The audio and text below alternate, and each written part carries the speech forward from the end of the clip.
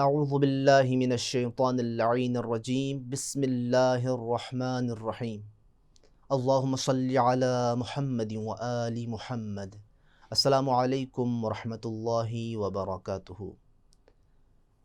Topic ہمارا تجوید قرآن چل رہا ہے اور ہم نے حروف سے ابتدا کی تھی، حروف کو کمپلیٹ کیا اور پھر اس کے بعد ہم صفات پر پہنچے، اور ہم نے بتایا کہ جب انسان کو یہ معلوم ہو جاتا ہے کہ کون سا حرف کس مخرج سے نکلتا ہے تو اس کے بعد باری آتی ہے انہی حروف کی جن کو آپ ان کے مخرج سے صحیح ادا کر رہے ہیں، ان کو کس طریقے سے آپ ادا کریں اور ان کو پالش کر کے کس طرح آپ ان کو خوبصورت بنا سکتے ہیں۔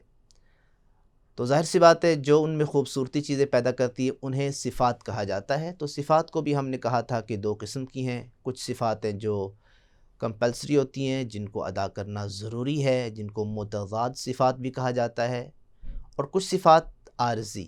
ہم نے صفات عارضی کے بارے میں پڑھا تھا اور کچھ صفات پہ ہم نے ڈسکس کی تھی۔ آج ہم صفات عارضی میں سے جو باقی صفات ہیں ادھر جاتے ہیں۔ پہلی صفت آج کے درس میں جو ہم جس پہ گفتگو کریں گے وہ ہے استطالہ۔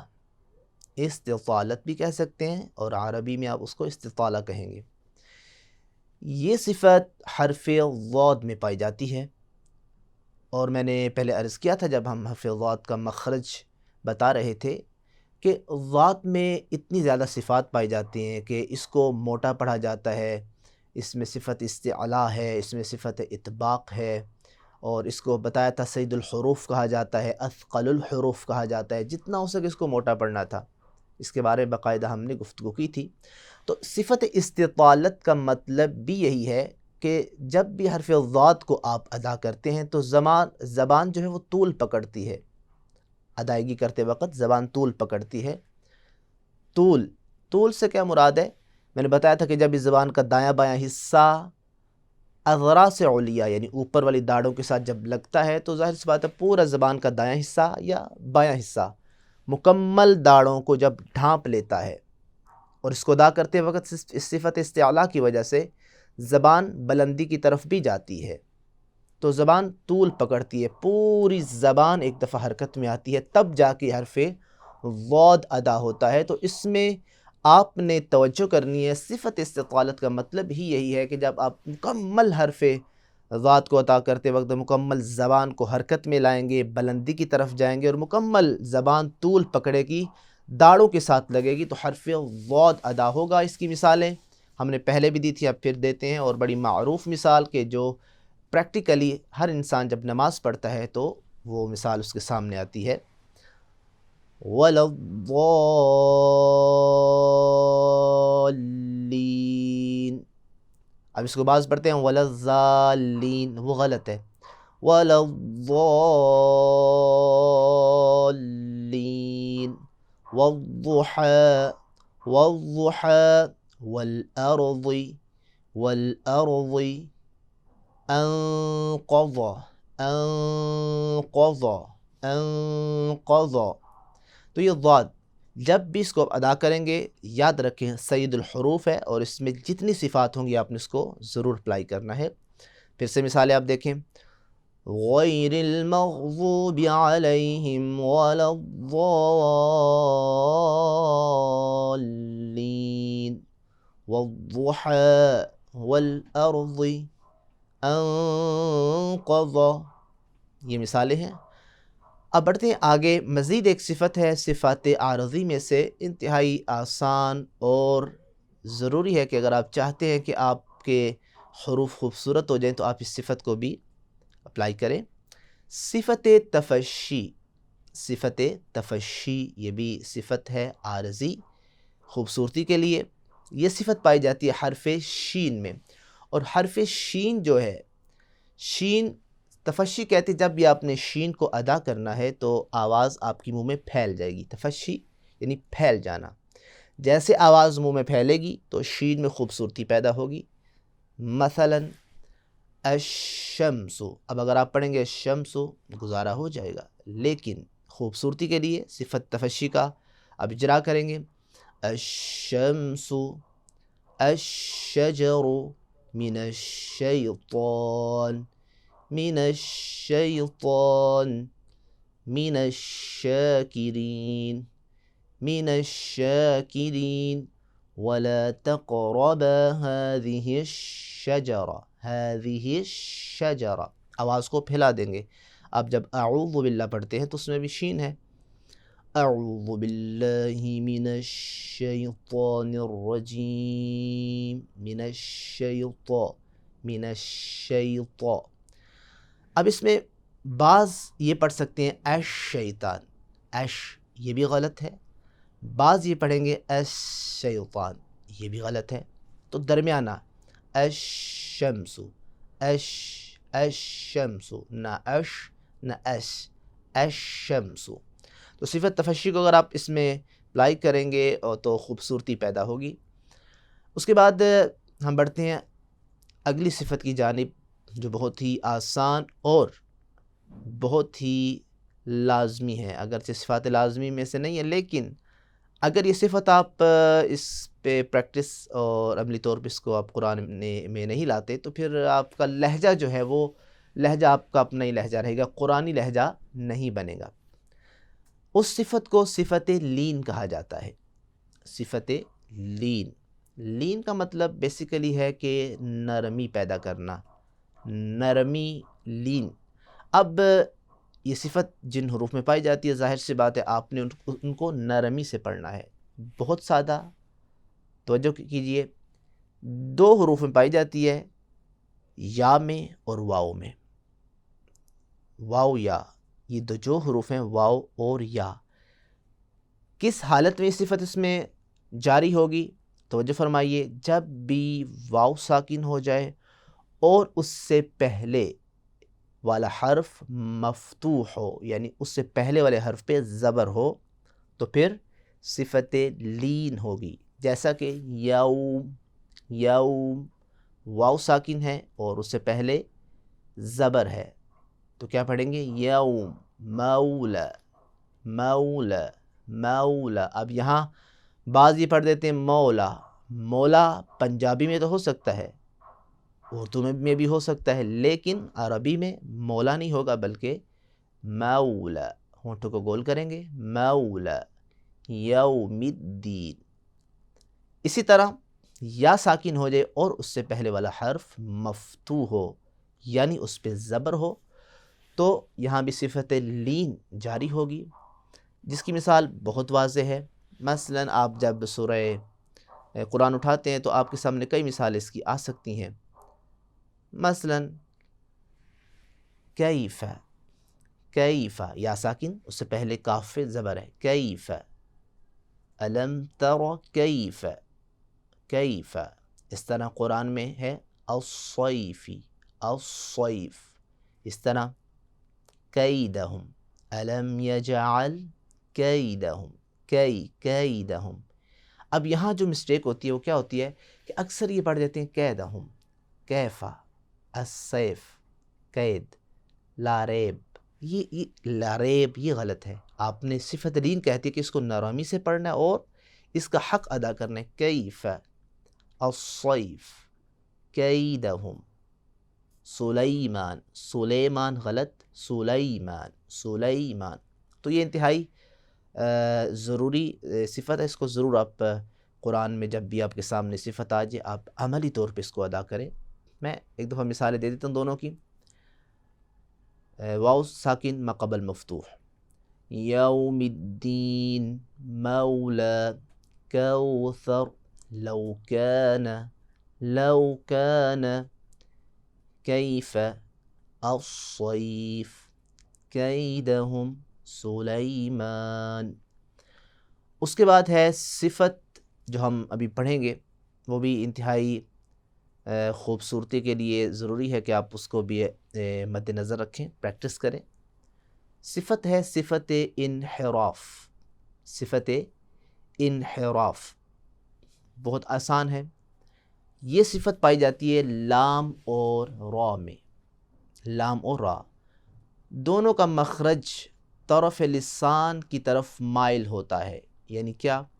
جب بھی آپ دیکھیں ہم نے بتایا تھا کہ نوک زبان جو ہے وہ جب خاص لام یعنی کہ ثنایا علیہ کے مسوڑوں سے لگے گی، تو ہم نے بتایا تھا کہ یہ حروف ادا ہوتے ہیں، لیکن جب آپ اس کو ادا کریں گے تو آپ ذرا محسوس کریں، لام جیسے آپ لام اور را کو ادا کرتے وقت زبان اس کے مخرج تک لے جائیں گے، تو زبان مخرج کی طرف، طرف لسان کی طرف مائل، یہ خود جو طرف لسان ہے، جب یہ آپ اس کو ادا کریں گے، جو اس کا مخرج ہے وہ اس کی طرف مائل ہوگا، یعنی کیا، لام لام، یعنی جو زبان ہے وہ جیسے مخرج کے ساتھ لگے گی تو وہ دونوں ایک دوسرے کے قریب آ جائیں گے۔ را، اب را میں دیکھیں اتنا قریب قرب ہوتا ہے کہ وہ زبان لگتی نہیں ہے، بس قرب ہوتا ہے، مائل ہوتی ہے۔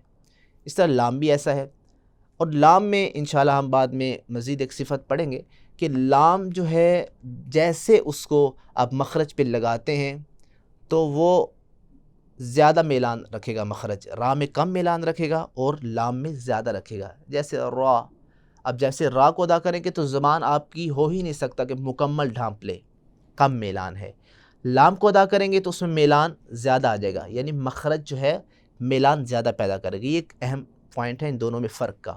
اسی وجہ سے لام میں جب آگے جاتے ہیں تو لام، خصوصاً جب اللہ میں جو لام ہے، اللہ کا لام، اس کو ہم موٹا پڑھیں گے، اللہ اللہ، الرحمن الرحمن الرحمن۔ اب یہی جو انحراف والی صفت ہے، اس میں لام اور را میں جو فرق ہے وہ ایک اور صفت کرتی ہے، اور وہ بھی صفت بہت آسان ہے، وہ ہم نے گزشتہ درس میں پڑھی تھی۔ وہ صفت تکریر ہے۔ ہم نے کہا تھا کہ تکریر کا مطلب یہ ہے کہ تکرار کرنا، لیکن تکرار اتنا نہ ہو کہ را آپ کا خراب ہو جائے، الرحمن نہیں پڑھنا، اور یہ صفت بتاتی ہے کہ یہاں تکرار ہوگی، لیکن جس طرح عام لوگ تکرار کرتے ہیں وہ تکرار غلط ہے۔ تو لہذا را میں میلان کم ہے اور لام میں میلان زیادہ ہے۔ اگلی صفت ہے انتہائی آسان، اور یہ آج ہمارے درس کی آخری صفت ہوگی۔ نام دو ہیں لیکن یہ صفت اور ان کا کام ایک ہے۔ صفت ہے نفس و نفخ، نفس و نفخ۔ اس کا مطلب یہ ہے کہ جب بھی آپ ان سے متعلقہ حروف کو ادا کریں گے تو یہ صفات کہیں گی کہ میرے حروف کو آپ نے جب بھی نکالنا ہے تو آواز منہ سے پھونک کر نکلے گی، پھونک کر نکلے گی۔ اب وہ کیسے نکلے گی؟ پہلا جو حرف ہے، حرف ثا ہے، ثا۔ اب ثا ہے، دوسرا ہے خا۔ اسی ترتیب سے جو نفس ہے وہ پائی جاتی ہے ثا میں، جو نفخ ہے وہ پائی جاتی ہے خا میں۔ کس طرح؟ اچھا، اس میں ہاں البتہ اس میں اشتباہ ہے، نفس و نفخ، نفس پائی جاتی ہے ثا میں، اور جو نفخ ہے وہ فا میں پائی جاتی ہے، فا میں۔ نفس سورہ آپ علق لے لیں، یا اس کی بہترین جو مثال ہے سورہ فلق، اس میں اس کی بڑی مثالیں پائی جاتی ہیں۔ تو سورہ فلق کیونکہ وہ چھوٹی صورت ہے، اس میں ایک مثال ہے نفثاتی۔ اب یہ ایک لفظ ہے جس میں دونوں مثالیں موجود ہیں، نفثاتی۔ فا جو ہے، اب آپ اس کو ادا کریں گے تو گزارا ہو سکتا ہے نفثاتی، لیکن صفت نفس و نفخ کہتی ہے جب بھی آپ نے فا اور ثا کو ادا کرنا ہے تو آواز منہ سے پھونک کر نکلے گی، جیسا کہ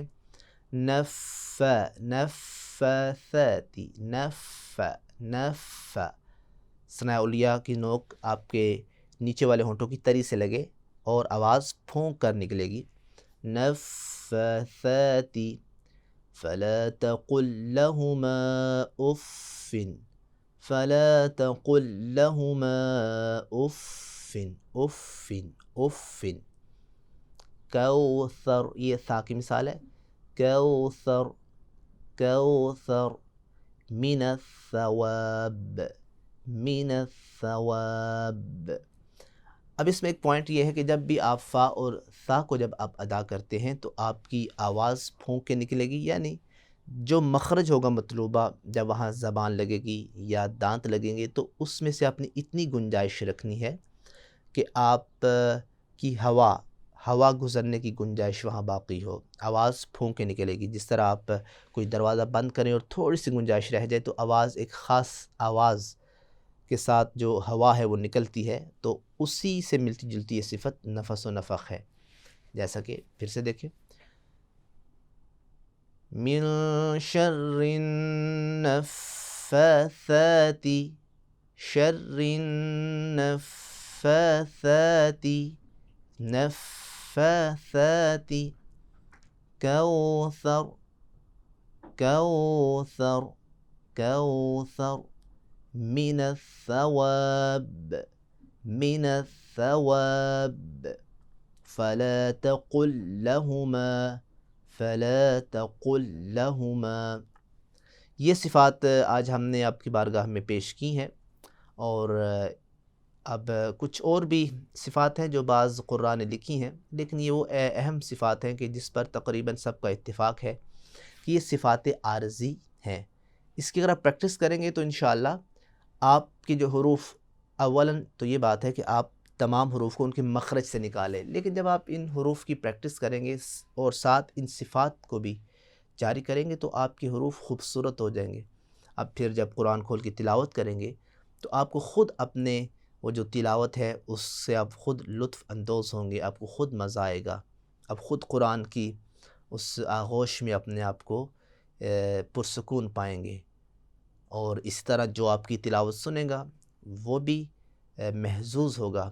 تو ہم آخر میں ایک چھوٹی صورت لیتے ہیں، جس طرح ہم ہر روز ایک صورت لیتے ہیں اور اس کی پریکٹس بھی کرتے ہیں ہر درس میں۔ سورہ نصر آج ہم اس کو دیکھتے ہیں، اور اس میں جو بھی صفات عارضی یا جو مخارج پائے جاتے ہیں آپ نے دیکھنا ہے کہ وہ کس طرح ادا ہوتے ہیں۔ سورہ نصر پہلے ہم پڑھیں گے ترتیل میں۔ اعوذ باللہ من الشیطان الرجیم، بسم اللہ الرحمن الرحیم، اذا جاء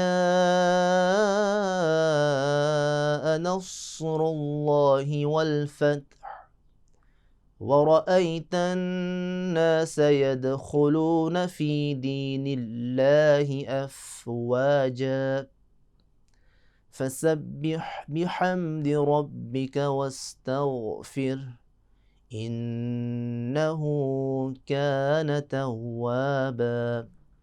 اب دیکھیں اس صورت میں آج کی جو صفت ہے اس کا ایک محل شاہد ہے افواجا، افواجا۔ اب ہم اسی صورت کو تلاوت کے انداز میں پڑھتے ہیں تاکہ جو احباب شوق رکھتے ہیں تلاوت کرنے کا وہ بھی اس میں شامل ہو، جس کی پریکٹس کریں۔ اعوذ باللہ من الشیطان الرجیم، بسم اللہ الرحمن الرحیم، اذا جاء نصر اللہ والفتح ورأيت الناس يدخلون في دين الله أفواجا۔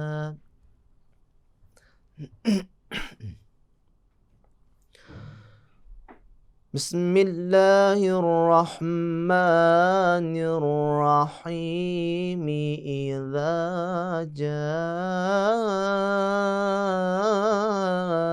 نصر اللہ والفتح ورأيت الناس يدخلون في دين الله أفواجا فسبح بحمد ربك واستغفر إنه كان توابا۔ صدق اللہ العلی العظیم۔ انشاءاللہ امید کرتا ہوں کہ آپ اس درس کو سنیں گے، اس کو اپنے حافظے میں محفوظ کریں گے اور انشاءاللہ اس کی پریکٹس کریں گے۔ والسلام ورحمۃ اللہ وبرکاتہ۔